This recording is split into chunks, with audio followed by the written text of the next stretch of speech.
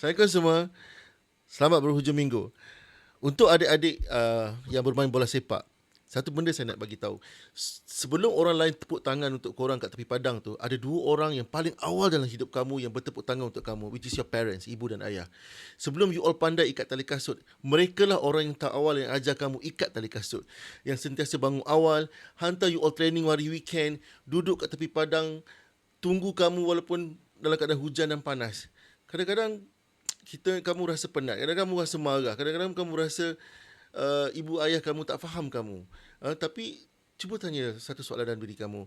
Kalau tanpa mereka, where are you now? Kat mana kamu sekarang? Saya faham sebab saya pun pernah rasa jadi remaja, okay? Jadi kadang-kadang kita rasa parents kita ni tak faham kita, tak cukup modern, dan kita rasa kita lebih pandai dari mereka. But ini normal, tapi normal yang salah.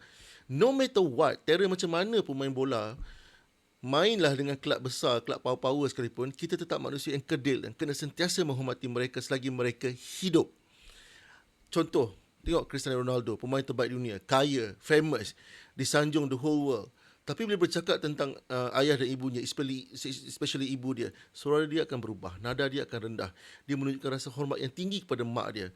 Dia selalu cakap, everything I am today because of my mother. Kena ingat tau, dia pernah clash dengan mak dia supermodel yang lawa tu, just because of that supermodel tak respect mak dia. Macam tu je.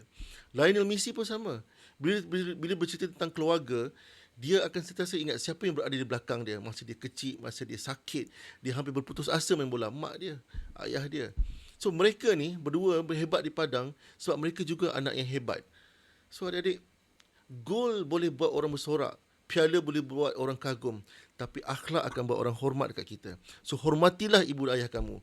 Dengan apa? Dengan tutur kata yang lemah lembut, dengan sikap yang baik, dengan turut perintah mereka, ikut permintaan mereka, dan dengan doa pada mereka. Agama kita mengajar kita jangan kata pun kat mereka. Apatah lagi bercakap nada tinggi. Mak ni, ayah ni. No. Kalau kamu rasa susah hari ni, ingat ibu ayah kamu dah susah lebih lama untuk kamu. Jangan tunggu mereka tak ada baru nak faham nilai mereka sebagai ibu dan ayah kita. So kalau kamu nak jadi pemain yang hebat, mulakan hari ini dengan jadi anak yang baik. Kerana sehebat mana pun you all di padang, bagus macam mana, skill macam mana you ada pun, kamu tetap anak mereka. Alright? Okay? Assalamualaikum.